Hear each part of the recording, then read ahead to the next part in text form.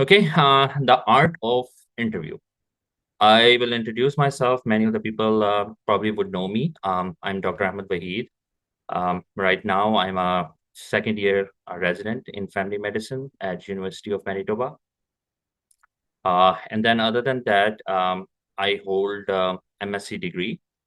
Since I came to Canada on student visa in 2009 as a master student in physiology and biological sciences, which I completed in 2012. That was the time I also started to do my exams along with that, which I completed around in 2014. Um, then from 2015, I have been teaching and also mentoring many candidates. I started my own institute in 2018. Um, and then from onwards, it's a registered institute of IMG Manitoba, which is on papers now because I went into residency. Other than that, I was co-founder and ex-lead of IMG Association of Manitoba. We worked very hard to bring the clinical assistant work of Manitoba as recency of practice, which they are accepting now. So this is one of the things which is under the pocket of IMG Association of Manitoba to get this victory. Uh, yeah, so I have some of the co-speakers with me. Okay, next slide. Yeah, so that's Dr. Brian Nandiga. I'm sorry if I was not able to pronounce the last name correctly. He is a PGY1, first year resident in family medicine at University of Manitoba. So in Q and A section at the end, he will also be involved in answering different questions. We both will work together. There are a few more which decided to come into this presentation too afterwards in Q&A. If they will be there, then they will be the part of that too. Okay, regarding conflicts, yes, there is a conflict because I do actually do one-on-one sessions for interview preparation. And yes, because that is for my time commitment. Yes, there is some money part which is behind it, but I'm not doing it anymore, at least for this year. And probably I really don't know for the next years because then I will be transiting to my practice. But it depends. How much time I would have to help people. That's the only single conflict which I have to put forward. Otherwise, this in this video or presentation, I will try my level best to explain each and every point regarding the interview preparation and how to go with that. Um, Probably you would need some one-on-one sessions. That would be just for the mock interviews, but you will have a fair idea about how the interview goes, what they are looking for it, and how you should be preparing for it. Okay, first of all, I just want to mention over here, there are the types of the interview. If we go into the program description, there's a heading, it says interview process. So every of the program has their program description on the CaRMS.ca. Many of us would be know about it. If you go into the interview process, there are three types of the interviews which are mentioned. One of them is the traditional one. If that is clicked, it means probably you will have only one or two of the people into that panel, which will be conducting the interview, and they will be the sole representative of whether to hire you or not. The second is a panel, which is my program, I would say, University of Manitoba Family Medicine. I think in internal medicine of University of Manitoba is the traditional one. In family medicine is a panel which will be a group of interviewers. It can be 3, 4, 5, or a group whole people. Although I remember the interview which I gave when I was selected, there were only 2 people in there, probably because of a lack of staff or something. But it will always be more than one. Okay, so there will be a group of that. MMIs, they are the stations. It can be 1 person, 2 person, or more in each station, and they can range from 2 to 3 to whatever the amount they like to have. Each station will have their own specific set of this questions in which the candidates will be judged on the basis of that. Normally, I feel MMI is more better because if one station you feel that I performed average on it, probably you would be thinking to give a better, impression into the rest of the stations. Traditional and panel, those are your main people in which you need to do give an impression and explain everything. So this is just die and live situation over there. It's those people in which we have to intervene, nobody else. But MMI as compared is different. And there's specific types of the questions also ranges from different stations to stations. Okay, what are the things that we normally have to care of right now, which is a pre-interview time? First of all, always remember, know yourself. Okay, every person knows their strengths, their weaknesses. The best way to look at it is to see your CV, resume which you have submitted, and also your personal statement what you have submitted, and anything else which you have submitted. We should know exactly what you have. I have seen many times that people really don't know what they have submitted. If somebody says that, okay, tell me about your experience and that stuff, and you start from beginning to end, and you tell that, okay, that was a time period from 2018 to 20 I did, when in resume it's mentioned something else, that's a very big red flag. You should remember at least month and year. There's no need of remembering exact date, but month and year, when you did what, and all of the things in your CV, what you have, because this is your own experience, right? And in the interview, you are sitting to sell yourself, and your buyers will not be able to buy you if some wrong information is being given. The best way is putting yourself into their shoes, and you think that, oh, if the person is doing something wrong, or if he is giving any false information or contradicting information, well, I will be hiring that person or no? So think about in that way. Okay. The next thing is, whichever the program, whichever the university, whichever the discipline you are applying, you need to have a big idea about that. Many people, they go unprepared. Oh, I have today internal medicine. Next day, I have family medicine of this university. I don't have the time. Probably this is not the explanation, I would say. If you are not able to handle these interviews, probably it would be a time to just think on whether to give selective ones, because if we are going unprepared, there is no use of that. One of the best way how we should do that, again, the heading, interview process, and the program description, always read that. Go into the websites, go into the programs, research it. And another way would be, if you have any colleagues, any senior or any mentor which have been into those programs, ask them anything which may be in your mind if you have already searched and you don't know. And the last thing, which is very important, is always make sure that you attend the Zoom information sessions. Many people, they look into this way that, oh, by this in Zoom information sessions, I would be able to make contacts. I would be able to, come into their eyes. Yes, it will be, that's true. But other than that, all the things and information they are giving you about their program, this is also one thing to digest and make um, a note of that and bring in your, memory. By this way, you will know that what the program is and what your expectations would be from your side in answering the interview questions, and most of the things that will be into that. And also, it will give you opportunity to find out if there is any remaining questions in your mind, if you have any confusion, so that you can ask those questions at the end. That, okay, this is the one thing which is missing. If you can please tell me about that thing or no. Okay. So they are very high yield. I would say that please go for the Zoom information sessions where you are intending to apply or intending to have your future practice. Next thing is, once you have gone your first two steps, so this is the thing that you need to anticipate questions, and we will go into detail of each, what are the sections in which they look for. Always make sure that you have specific set of questions which they may ask, and you prepare for that. Without preparing, going is just going into a one battle without having any swords, or without having any animation in your hands. So there will be 100% chances that you will be killed by opposite army. So take it as like that. Unprepared is nothing. Okay. Preparation, how you will then start preparing. You have gone through pre-interview section. Now let's see.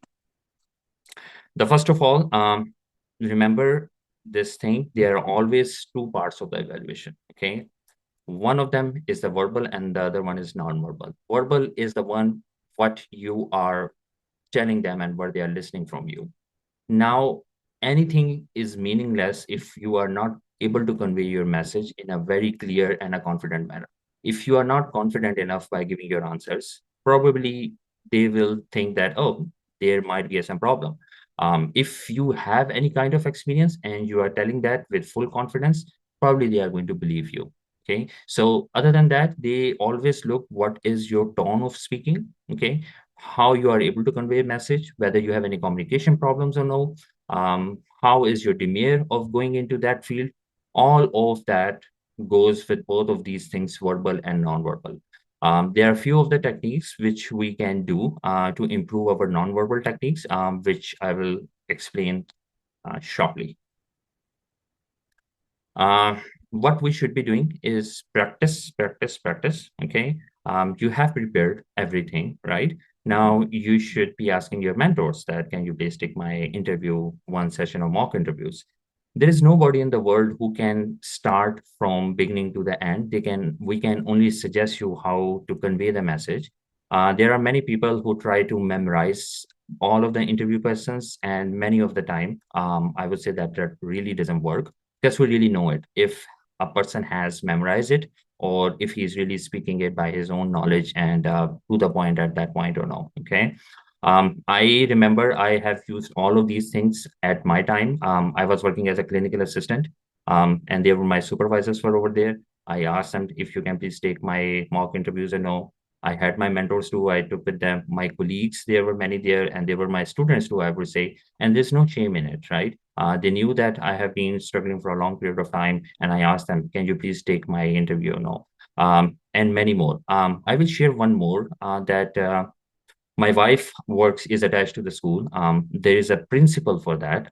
That principal had a lot of experience of hiring people, not in medicine, but in his own fields, dealing with the teachers. And I asked him actually indirectly from my wife that if you can please take my interview and if there is anything that you notice in myself that it should not be there or no. I was not really about worried about what I'm going to tell, but I was really worried about the non-verbal things which he is going to tell me or no. And I will say you that he actually helped me a lot. There were many things which he noticed in myself, my demeanor, my way of talking, how I'm sitting, how I'm having an eye contact. There were the many things which he told me. So if you have any person in your eyes, it's not necessarily a school principal, but anybody who you think that is more specific for that, please ask there how to. Is sometimes non-medical person also helps a lot in these interview techniques. Okay, how you can improve yourself, right? Verbally and non-verbally both. Practice yourself in front of the mirror. Now, what the mirror technique is, you see yourself when you are presenting it, whether this is up to date with respect to the person. If I am sitting and taking interview of a person, whether I should hire that person or not. Okay, this is not for memorizing. Okay, it is just to see how good presentable you would be when you are speaking in front of your interviewers. Okay, so that's one of the mirror technique which I normally tell to everyone and which I try to. Verbalizing, yes, whenever you have, these are the questions which can be asked out of these groups of the questions. Always make sure that you verbalize it. But for me, verbalizing was just like about 10% of the preparation. I remember the previous interviews in which I was not being selected. I was actually verbalizing everything, like 100% of my interview part was verbalizing. The time when I was selected, it was just a little bit of that. The rest was mumbling and thinking.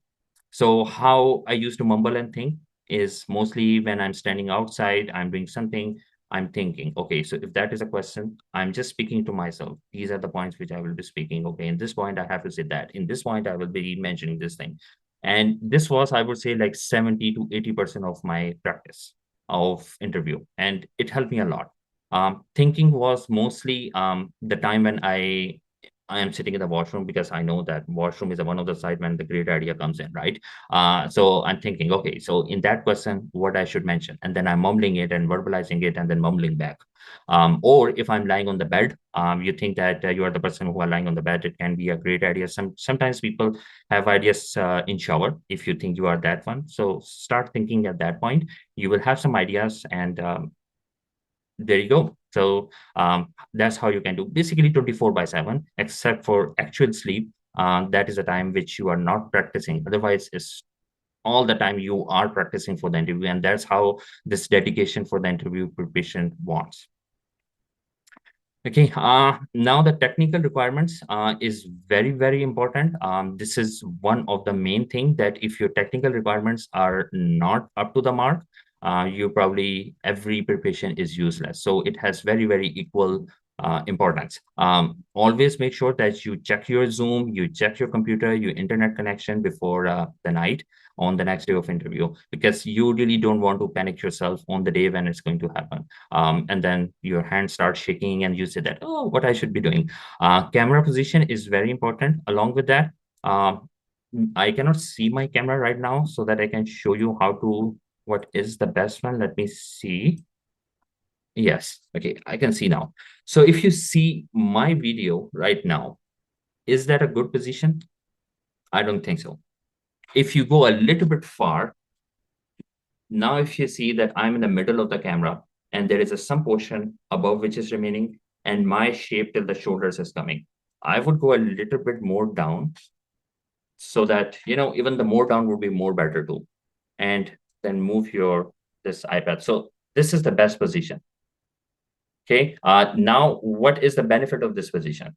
The benefit of this position is if I'm looking into the camera or looking into the computer towards my presenter, it really would not create any difference. So if I'm looking closer and looking into the camera, but I'm looking in the screen, you people can tell that I'm not looking in your eyes, right? So with this position, you will be able to better communicate with them. Okay. So that's why I always recommend people to have this position. And also, I know that this is a Zoom session. Most of the time, it's not really an actual in-person presentation, but if you are showing yourself from the head to your half of the shoulder, I would say the position where your diaphragm is, right? So it will be more presentable and you will be wearing your clothes presentable way and all that stuff. So it will be more professional as compared to that. Okay.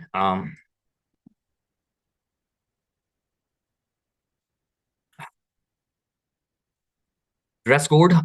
Many people say that, we are sitting in home. There is no use of having dress code. We can sit in our own shirt and dress. No, this is not true. Think about that. Just think that if you are going into your own personal, like a one-on-one interview or in-person interview, you should be exactly dressing yourself by the same way. Okay, please, please. And now I have seen many people, they have a normal dress down, they're in their night suit down and above is whole professional. As long as you are able to handle that situation, it's okay. You can do that. But I have seen many people, their demeanor changes because that if you are in your professional dress from head to toe, that's the feeling that comes in that I'm in a professional interview right now. So if you think yourself you can handle it, sure, go ahead. But at least the presentation part of yours, it should be like in that way. And the one thing which I forgot, in my camera, if you see that my background is a little bit vague right now, but it should not be the case in your actual interview. If there is anything in the background which may create some of the issues, saying that your presenter is looking into that thing more as compared to you, it's better to take it out. Many people, they say that, oh, it should be a wall or it should be something like that. It really doesn't matter. As long as there is no specific thing which is hanging in the back that presenters or your interviewers would be looking at that side other than you, then it's a better idea to either change your position or take that thing out.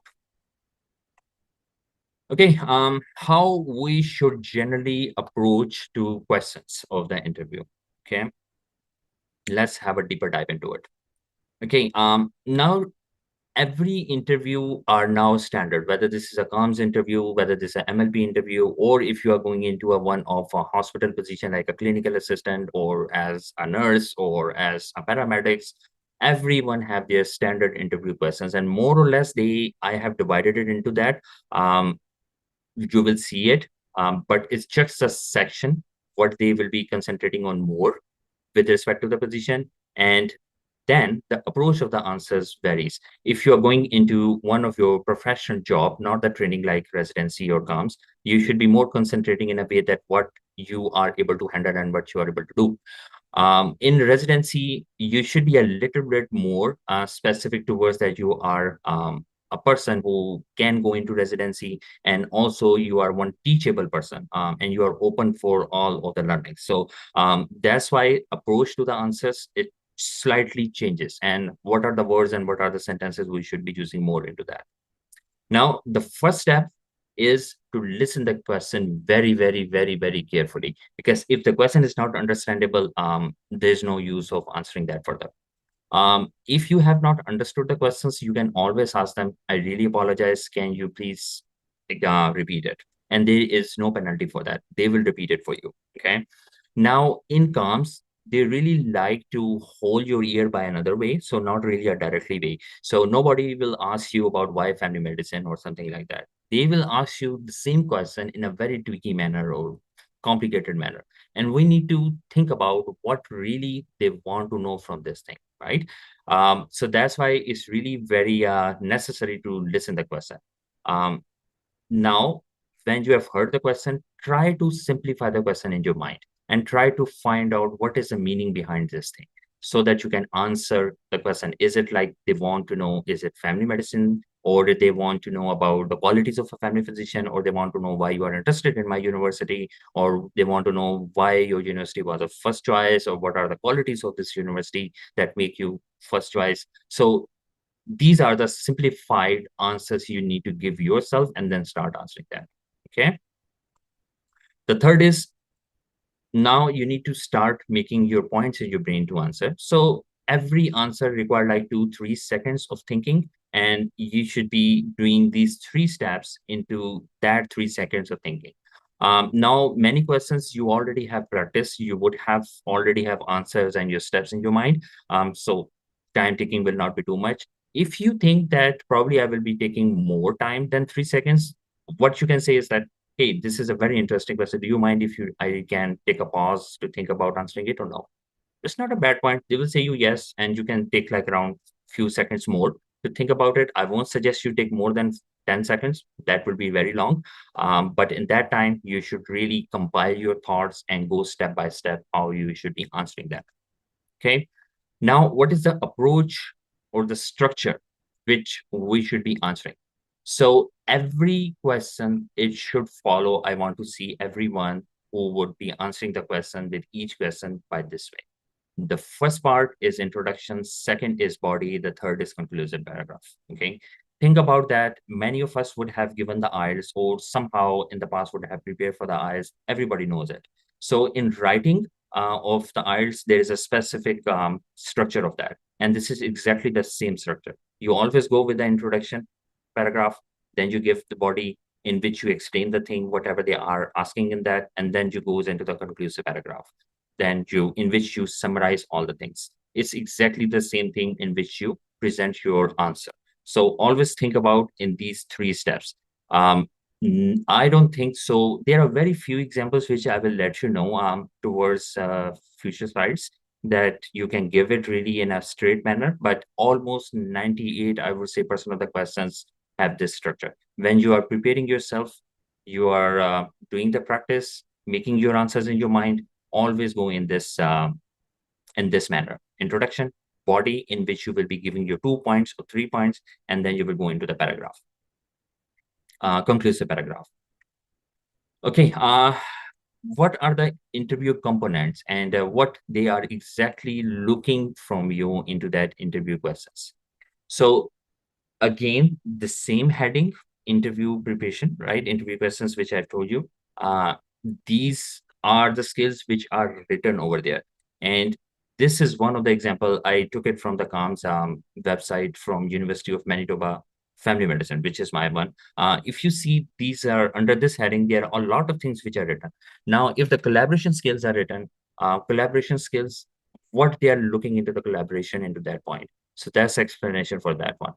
Then congeality. Collegiality is really a vast term in which they look for your interpersonal skills. But what they really want to look from you in that interpersonal skills is written over there. Same in all of the sections. Wherever you are going to give the interview, this is your pre-work. That's your research. We need to see that what are the parts they are looking from me into my interview session. Okay. If there are one thing which says that we do not judge this section, you probably would be thinking that, okay, I can miss out those questions to prepare for this interview. Okay. Okay. Types of the questions. So I have, and also I have seen many of the different interview preparation slides and all. They somehow they divide into the same criteria. There are one is the background questions, then motivation questions, competency based questions, and then there are some other questions which I will touch a little bit based on that. I will go one by one, what they are exactly looking into it. And every interview will have couple, two or three, or at least one, I would say, from each section. They will ask you about your background, which is your first part. Motivation, they will ask you why you are motivated to get into this program or this university or something like that. And then how much competent you are so that I can hire you. So this is the three main breakdowns of the interview questions. And make sure before going into interview, you do prepare all of these questions, and also a few a little bit, which I have mentioned in other. Okay, so background questions. What are really the background questions? Backgrounds is regarding your experience, your personality, all of that stuff, not the fitness. Fitness is for the other one. Forgive me. Okay. Um, what are the examples? Many times they ask you this question, tell me about yourself, right? Or they can ask you, describe how you describe yourself as a person. Tell us about the experience that you have gained so far. That is your medical experience, what they want to know for that. Your favorite book, destination, restaurant, movie. So these are the questions which some of the programs they do ask. And what they are looking from you is how you are presentable and what you really are, whether you like the movies or no, any restaurants you like to go or something, or what's your preference for the habits. And so basically, this is about you, okay, your background and all of that stuff. How we should be approaching these kind of questions. Remember, if they are asking you very vast, like tell me about yourself, it always have two parts. It will cover both the medical and the non-medical section. There was a one mnemonic which I saw online is called as CAMP, C-A-M-P. We can try to remember this by this mnemonic. C is your clinical experience, A is academics, M, they say management. I didn't have any idea why they want as management, because this is all of the other stuff, like volunteership, your community work, and leadership experience. And P is your personal, which is your non-medical side. Okay. So if somebody asks you about this person, describe yourself, you give you a little bit introduction that I am a person and this, and then go one by one into all of these things. In clinical, I always suggest people do not try to explain your experience with from the time that you were born, right? Sometimes people they do that. Like, or in other words, they say it like, okay, I have done my graduation in this year, and then I came to Canada, and then before that I was doing my internship and training in these areas, and here in Canada I was working as a clinical assistant. No, the best way of dividing is what they want to hear from you are the four sections. Okay, your inpatient experience, your outpatient, your community-based clinic experience, which is your primary clinic, if that is related to the family medicine, and then your emergency department experience. Okay. Now, this sequence can be changed with respect to where you are applying. If you're applying in anesthesia, they are really not worried about your community-based experience. So you can touch it if you have, but you can really tell a little bit more regarding an inpatient and outpatient and emergency situations. Same like internal medicine, same like pathology, all of that said, you will tweak it with respect to which are the areas they really want to know about yourself more, right? In family medicine, they really want to know about all of that. So there is no one less, one more. Every section has its own importance, okay? You can, like, if you are an IMG or international trained physician, you can say that I have been working into my country into this area, in this hospital. Over here in Canada, I have working as being clinical assistant into this hospital. That is my inpatient experience, and also have been following all of the patients in outpatient on regular basis to follow up with them. I also have a clinical community-based clinic or family medicine or primary care clinic experience, which was I was doing in ex-rural area in my country, and over here I'm doing it over in Winnipeg or Toronto or wherever you have, right? And then if you have emergency experience, you can also tell that. You will then, secondly, so always make sure you guide the interviewer that where I am going now. You will tell that. Secondly, regarding academics, I have done my master's. I have some couple of research paper which I have written, and I have been also been involved in the teaching. Other than that, I will say that I'm really strongly involved into the community. I have done some of the volunteer work like this example, and also I have some of the leadership experience regarding this. Now, this is one of the questions which I would say that it is lengthy. Always make sure that you really don't take too much time in it, like 5 or 6 minutes. It should not, your answer should be really into the figure of 2 minutes or 2.5 minutes in CaRMS. Okay. Not really more than that. think about, it's not the time, it's actually the quality which you are going to deliver. Do not worry about quantity. If you are going to give the experience what they are looking from you, you get the full marks. Speaking nonstop and giving as much as information as you can does not really help. Okay. Um, Now think about what experience many of the people, because I had all of these things. It was really very hard for me actually to judge. What are the points which I really need to bring it up? Just giving one example of each, I have been working into community as this, right? Or coming up as a vast answer, it would be really a good idea rather than saying that into this area, this place, this place, this place I have worked on. It again, it depends on how much experience you have. If you don't have experience in some of the things, it's okay. But you will be tweaking your answers to show your more expertise and experience when you would be delivering your answer into other areas, right? So if you don't have really all of that experience, please do not stress out yourself.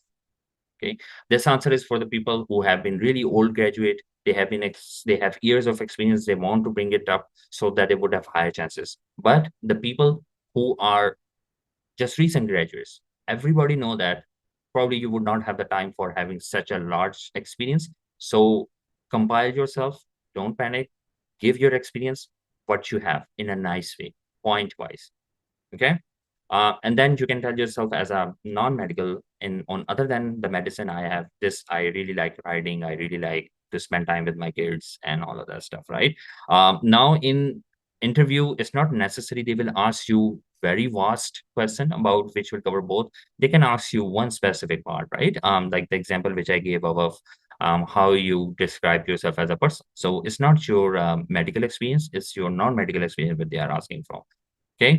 So pay attention where they are asking and then answer accordingly. Second types of the questions are your motivation questions. What really are the motivation questions? So they really want to know why you have been so interested into their program or into their university. So this section will ask you very specific questions about why family medicine, why internal medicine, why anesthesia, why Manitoba, why Alberta, why BC, why Saskatchewan, why that. Um, and then sometimes they ask you very directly, what are your ties over here? Most of the time they have asked this question already in your personal statement, that what make you to do that. But sometimes they really sometimes like judge you on the interview too. And they can ask you really in an indirect way. So that's why we need to see what they are really asking and then compile your answer after simplifying your answer in your brain. Excuse me. Other examples, what made you to choose our program? Every of this question have the same meaning, why you are doing that. Okay. How you will approach this question? Again, introduction, body, and also conclusion. Now, think about points. Many times I have seen people going through 8 points or 9 points or 5 points, and then they speak really fast so that they cover all of the points. Please do not do that. Just 2 points and explaining them well is really nice. Think about if you are applying University of Alberta and these are the things that you really want to put forward. These are the two things which you can explain more better, then pick those two. Probably there will be 10 more reasons, but we really do not have to concentrate on all of that. Now, whatever the reason we will choose, we need to back that up. Okay. If I'm choosing University of Manitoba, right? Let's say what reason I can give. I really like the rural area, right? Okay. Um, I should be backing it up by giving one example that I am already living in a rural area. I was born in a rural area and I have been serving in a many rural area for this much period of time. And also I've been some courses. Okay. Um, that's how you can back your up. Okay. Your statement.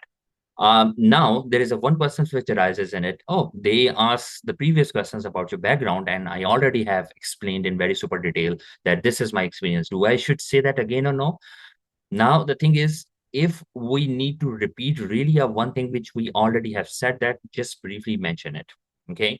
You do not need to say from the beginning to the end all of these questions like answer which you have already experienced. Do not repeat it. The reason is like think about you are sitting and you say somebody, tell me about your experience, they will tell you everything, and then you are asking this some other questions which also require that experience, and then they are repeating it. How will you feel about it, right? What you have said, you have already got the marks, don't need of repeating that. What we should be doing instead is just slightly, since since I already told you I was working as a CA, I want to mention over here that my clinical experience is in this ex-rural area, and that's how I feel that I can really fit into the rural area, and University of Manitoba will best help me to gain that experience and help the community and the land over there. Okay. So that's how we do it.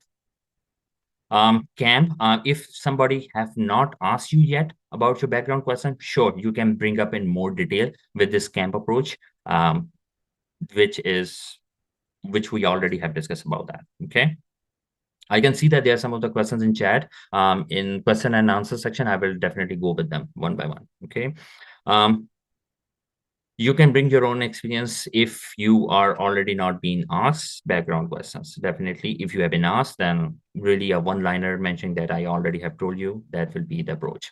Third type of the questions is the competency-based questions. So they already know now your experience, right? And your background and your why you want to go for that. Now they want to see whether you are really competent in your to be hired or not. Okay. Uh, the time when you reach over here, probably they will have grab an idea about yourself, your personality, because this is the third section, right? And every section goes most of the time in stepwise manner, at least if that is a one-on-one or it's a group interview. In MMI, it can be different. Okay, so because that's another story. Okay, they check your competency as a future physician in the respective fields. Specifically, they try to see how you are being fittable into the CanMed roles. And now here, which I have given some examples in the before, like in the interview, they have put that whole things which they are really looking into you. And that is the time that they will start asking you questions. These questions, they really are not complicated. Okay, because in the previous ones, in two examples, they were trying to tweak the questions to see how the thought process of the candidate is. It's simple, straightforward. If you have a team experience, they will ask you like, there was a time in which you contributed to a team, tell us about that, right? Tell us a time when you were in a stressful situation, how you handled it, and what did you learn from it. Okay. Any time in which you had a difficult decisions to make, and how did you handle it, and what did you did. Okay. They really like to know whether you have those capabilities to be working as a physician in the future or not. Okay.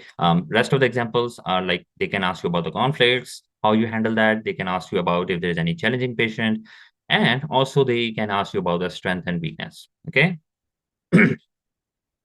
um, how we should be approaching this kind of questions. Again, introduction, body, conclusion. That is your main goal. Now, there is a one mnemonic which I saw online, a star. To be honest, I never learned mnemonic, but if you think that you are one of the person who is very good at remembering mnemonic and this helps you, go ahead with that. Star, S means your situation. That's where you need to describe what your background, where you were, and what you were handling at that time.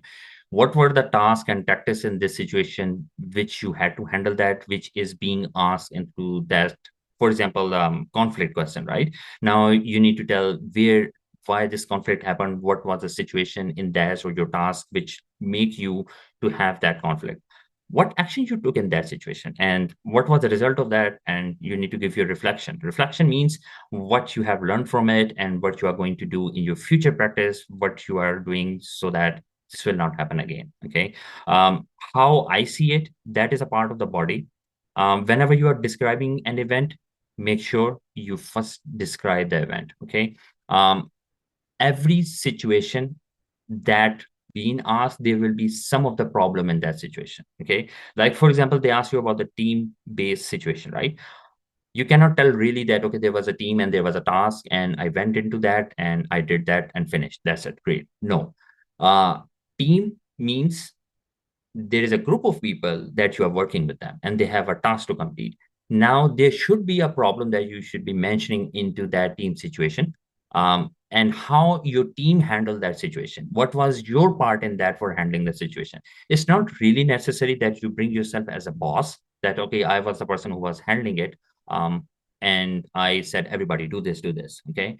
So this is a boss nature, not a leader nature. You can also bring yourself as a part of the team. Okay. And you can bring your idea saying that I was the one who said that, this is the one of the idea. Other person said this. And since my point was more higher than we went to it, and at the end, what was the result? Okay. Result was that we were able to find out the end and we succeeded whatever our team solutions we were working on, right?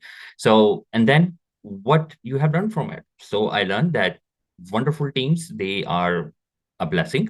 I was very fortunate to work with that kind of a team. And now I'm ready to work in team of healthcare system in Manitoba, or wherever the province you are working on, or wherever the seat you are applying for. Okay. And that's how this will be your conclusion sentence. Okay. um, Introduction in these type of questions are a little bit tricky. What I suggest to the people is what they are asking you, give the definition of that will be your situation. For example, if they are asking about you the conflict, right, give a definition of conflict means there is whenever there is a situation happen when two parties have different approach to anything. Okay. And it's not necessary that both are wrong or both are right, or one is wrong and one is right. Both can be right, right? And but the problem is how we approach that conflict and how we come into the one specific point. So this is the conflict, and this is the approach how we should be handling it. So the definition of conflict, we should be putting that in definition, and then body, how we should be approaching it, and in the conclusion, what did you learn from it, and how you are going to shape your practice in the future as a learner, like as a residency, and how into the future as a practice and a physician, how you would be doing that. So that's actually a one beautiful approach to the answer that we should be going through. Similarly, strength and weaknesses are a little bit different. I suggest everyone to at least have a good two strengths of yourself, and at least two weaknesses when you go. They can ask you directly, they can ask you indirectly too. Like, for example, I remember there was a one person asking in an interview was, what your friends tell one thing bad about you? AI, I don't know. I didn't never started AI companion. So somebody asked for starting AI. Um, Okay. Yeah. So at least two strengths and two weaknesses. Prepare for it. Um, I will touch a little bit into that because this is one of the things which I see that many people do the mistakes. Strengths. Sometimes I've seen people they just copy paste CanMed role. It's not really a bad idea, but it would give an impression that you really want to do a copy paste kind of thing from the things which are already there. I would say change the meaning of something. Okay. For example, if you really want to do one thing like, for example, communication skill, this is one part of CanMed role. Rather than saying communication, we should be saying compassionate care, right? Because whenever we have a compassionate care means we are feeling the pain of the person which we are treating to, and after feeling the pain, we are treating in a best way possible, via verbally, and also the best treatment we can give them. So this will cover up your speaking skills. This will cover up your professionalism. This will cover up many things. So if you have mentioned compassionate care, it covers so many points. Similarly, there are many other things which you can mention. I would suggest you not to clearly go into word by CanMed role, tweak it, and then present it. But at least your strength should be compiled, and it would be better understandable with respect to the CanMed rules and also the areas what they are looking at, which you have researched into the interview heading before going into the interview. Now, weaknesses, they love this question or something which is near to it. I have seen many people, they really want to play safe. Uh, I would suggest, please do not play safe. There's no need of that. As long as we have not killed a person in our clinical practice, it's okay to mention that. What they really want to know is they know that you're a human being, and whenever there's a human being, human factor is there, mistakes may happen.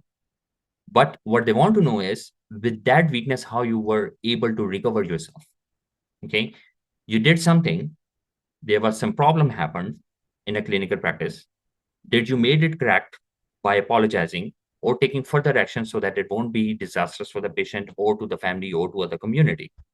And then what was your next step by apologizing to the patient or no, by apologizing to the family member or no, did you document it or no? And then afterwards, what you did changes in yourself so that this problem will not happen again, right? So if I will ask, say, specific of the weakness, if you have a one weakness, okay, that, for example, say that you have a problem of time management, or you can say that I'm not able to speak in the public. It's okay. If there's any disastrous thing, you can say that, you can describe with examples, but what you have done so far to overcome it, that's the thing that they want to know on.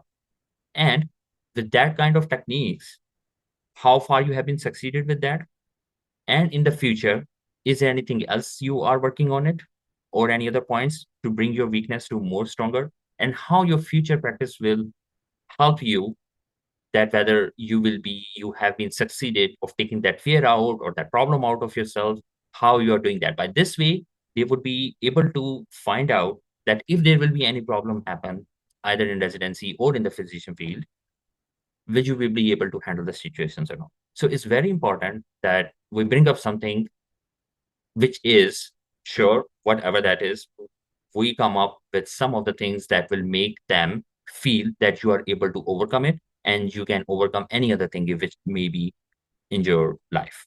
Okay, I hope this makes sense to everyone. Okay, the fourth section is the other questions. Okay, what are the other ones? This is really, I have touched a little bit, but I have compiled it into a one other heading. They will always bring up one question in which they will check your dark side. And again, the theory behind is that same, that what it is, how you try to overcome to it, and what are you doing in the future to change your practice so that it will not happen again. They can ask you about your weak point. They can ask you that if somebody criticizes you, how you handle it. A time when you had a regret of anything that happened to you or happened by yourself. Anytime you felt guilty about anything. Anytime you had a mistake. So go ahead. You don't need to play safe. The main thing is, how do you handle that mistake? That's the point that they want to know. Okay. The next thing is patient scenarios. That is some they do it. It's really a different one. It doesn't fit into any other of things. They really want to see whether you are a professional or no. And that's a professional scenario they want to check from you. They will give you any kind of a scenario and they will say you that, okay, how you will approach this case. It's the same like situation, SGD, situation judgment questions. And you really want to see what is happening over here, right? What are the possibilities which may happen? Same approach you go with that. If this will be a possibility, then I will do this. If that is a thing that I will do. Remember one thing, we do need to take help, okay? That's the thing they will be looking whether you are a trainable person or not, okay? Well, I will take help from my senior, I will take help from my preceptor after a few steps or right away if that scenario wants, and then whether you document it or not and how you will approach to the patient by mentioning these things, okay? These are the things that you really want to answer in this area. Other are, they always love these questions. They will give you a one questions about any current health issues, okay? Like, for example, what do you think about physician shortages? Or whatever the areas where you are applying it. For example, in a rural area of Manitoba, you are saying that what do you think what would be the most challenging situation for you over there when you will be working as a physician? So really, you need to know all of the things, what are the problems in those areas. And that's why we need to go onto the websites, we need to attend their meetings, we need to see what are the concerning things into that area where you are applying so that you can handle these kind of questions. Okay? Again, your questions would be introduction, body, and your conclusion. Okay, after the interview, once the interview is done, so they have finished your all the questions, right? They always give ask question until unless if a person has gone overtime, which should not happen. If if we go our answers really in a concise manner, like a 2 minute, 2.5 minutes maximum, I would say shorter is more better, then there should always be a time for that. Now what your question should be, whatever research we have done so far, like looking into the websites, going into the program descriptions and all that stuff, anything which is not mentioned over there, we should be concentrating those questions. If we are asking those questions which are already being given there, they know it. So they will be thinking, okay, so this person has not done our research of our program. So you really don't want to give this kind of impression to them. So bring up your questions which are not really mentioned over there. Okay.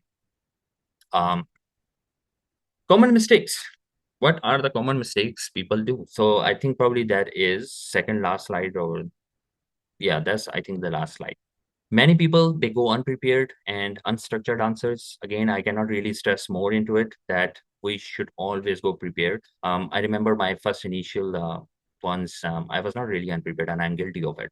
And of course, I was not selected because of that. My answers were really random, and I regret it. But anyways, thankfully, I'm in. And the reason I'm is because I was prepared. Okay, this is because I have experience of taking mock interviews multiple times from so many years. I have seen people, they are they are not really sure what they are saying, right?